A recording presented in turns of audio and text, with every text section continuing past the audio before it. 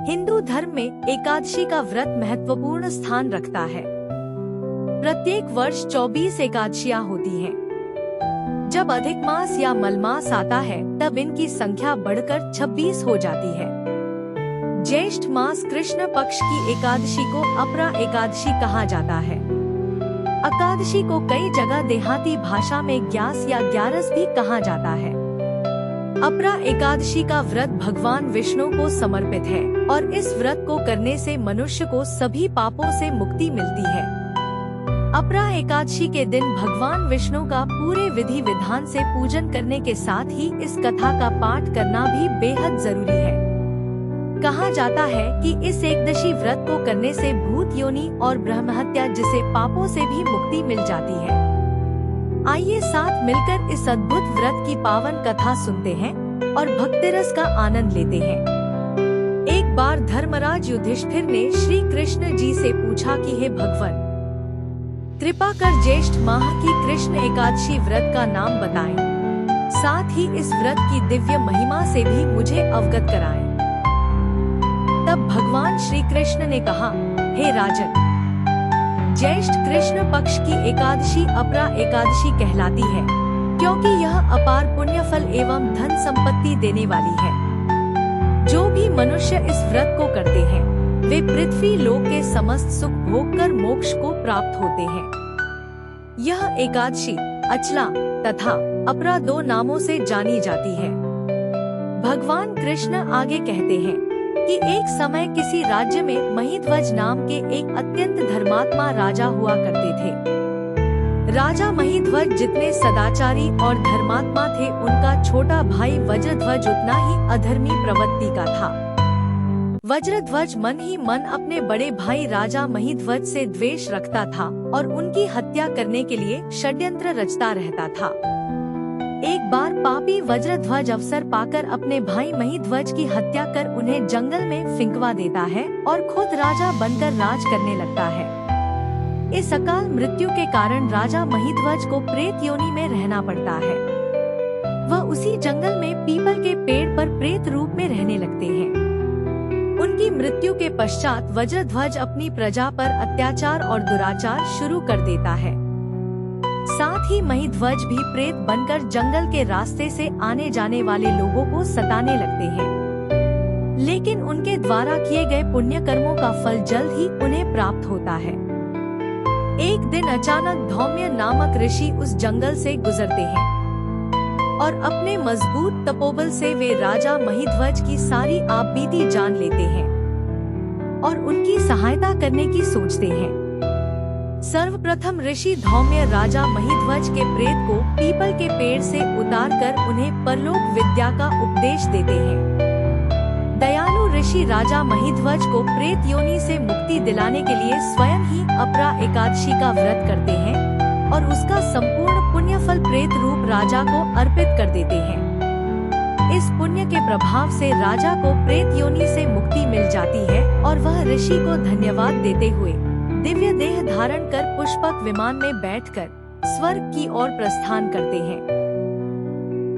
कथा का समापन करते हुए श्री कृष्ण युधिष्ठिर जी से कहते हैं कि हे राजन, अपरा एकादशी की यह कथा संपूर्ण जगत का कल्याण करेगी। इसे पढ़ने अथवा सुनने मात्र से मनुष्य अपने सभी पापों से मुक्त होकर मोक्ष की प्राप्ति करेगा। हिंदू धर्म में अपरा एकादशी का विशेष स्थान है। पद्म पुराण के मुताबिक यह व्रत करने से जीते जी ही नहीं बल्कि मृत्यु के बाद भी लाभ मिलता है। मान्यता है कि अगर कोई प्रेत योनि में चला गया हो तो उसे भी एकादशी के पुण्य देने प्रेत योनि से मुक्ति मिल जाती है। अपरा एकादशी के व्रत के प्रभाव से ब्रह्मा हत्या, भूत योनि, दूसरे की निंदा आदि के सब पाप दूर हो जाते हैं। इस व्रत के करने से परस्त्री गमन, झूठी गवाही देना, झूठ बोलना, झूठे शास्त्र पढ़ना या बनाना, झूठा ज्योतिषी बनना तथा झूठा वैद्य बनना आदि सब पाप नष्ट हो जाते हैं। जो क्षत्रिय युद्ध से भाग जाए वे नरकगामी होते हैं, परंतु अपरा एकादशी का व्रत करने से वे भी स्वर्ग को प्राप्त होते हैं। जो शिष्य गुरु से शिक्षा ग्रहण करते हैं फिर उनकी निंदा करते हैं वे अवश्य नरक में पड़ते हैं। मगर अपरा एकादशी का व्रत करने से वे भी इस पाप से मुक्त हो जाते हैं। जो फल तीनों पुष्कर में कार्तिक पूर्णिमा को स्नान करने से या गंगा तट पर पितरों को पिंडदान करने से प्राप्त होता है, वही अपरा एकादशी का व्रत करने से प्राप्त होता है।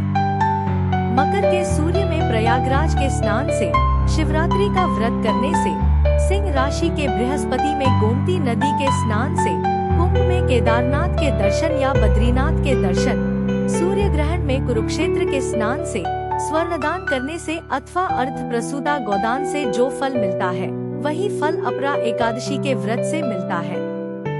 यह व्रत पापरूपी वृक्ष को काटने के लिए कुल्हाड़ी है, पापरूपी ईंधन को जलाने के लिए अग्नि, पापरूपी अंधकार को मिटाने के लिए सूर्य के समान, मृगों को मारने के लिए सिंह के समान है। अतः मनुष्य को पापों से डरते हुए इस व्रत को अवश्य करना चाहिए। अपरा एकादशी का व्रत तथा भगवान का पूजन करने से मनुष्य सब पापों से छूटकर विष्णु लोक को जाता है।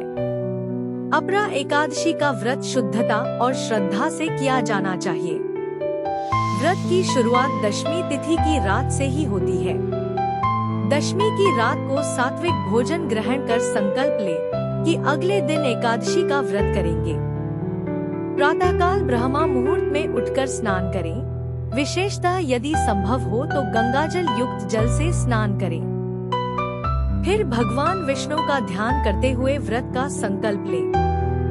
घर या मंदिर में भगवान विष्णु की मूर्ति या चित्र को स्वच्छ स्थान पर स्थापित करें। पीले या सफेद वस्त्र पहनकर पूजा प्रारंभ करें। पीले फूल, तुलसी पत्र, चंदन, धूप, दीप, नैवेद्य आदि से श्री हरि विष्णु की विधिवत पूजा करें।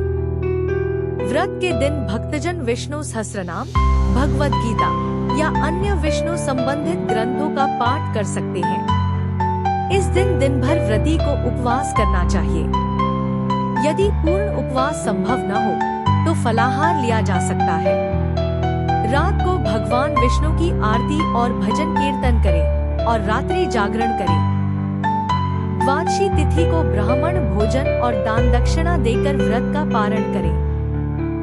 फिर स्वयं भी सात्विक भोजन करें। व्रत से एक दिन पहले दशमी को ही सात्विक और हल्का भोजन करें। मांसाहार, प्याज, लहसुन, शराब आदि का त्याग अवश्य करें। व्रत के दिन ब्रह्मचर्य का पालन करें। मन, वचन और कर्म से पूर्ण पवित्रता बनाए रखें। क्रोध, द्वेष, निंदा या अपवित्र विचारों से बचें। झूठ बोलना, छल करना, किसी का अपमान करना, कटु वचन कहना, ये सभी इस दिन वर्जित है। विष्णु जी को तुलसी पत्र अत्यंत प्रिय है, इसलिए पूजा में तुलसी पत्र का अवश्य प्रयोग करें। लेकिन जो तुलसी भूमि से गिरी हो, मुरझाई हो या रात्रि में तोड़ी गई हो, वह उपयोग न करें। महिलाएं यदि मासिक धर्म के समय में हो तो व्रत न करें या केवल मन ही मन स्मरण करें। रात्रि जागरण अत्यंत फलदायक माना गया है। यदि यह संभव न हो तो कम से कम विष्णु जी का नाम जपते हुए शयन करें। द्वादशी को पारण उचित समय पर करें और उस समय कोई अपवित्र कार्य न करें। ब्राह्मण या गरीब को भोजन कराना एवं वस्त्र, अन्न या दक्षिणा देना विशेष पुण्यकारी होता है। तो दोस्तों, ये थी हमारी आज की एकादशी की कथा। अगर आपको हमारी वीडियो अच्छी लगी हो तो वीडियो को लाइक जरूर करें। कलयुग के इस दौर में सनातन संस्कृति को बढ़ावा देने की पहल में हमारा सहयोग करें ताकि यह महत्वपूर्ण जानकारी और लोगों तक पहुंच सके। हम आपके सहयोग और प्यार के लिए धन्यवाद करते हैं। इसी तरह हमारे साथ बने रहें और ज्ञानवर्धक व प्रेरणादायक वीडियो का आनंद लेते रहें। बहुत बहुत धन्यवाद।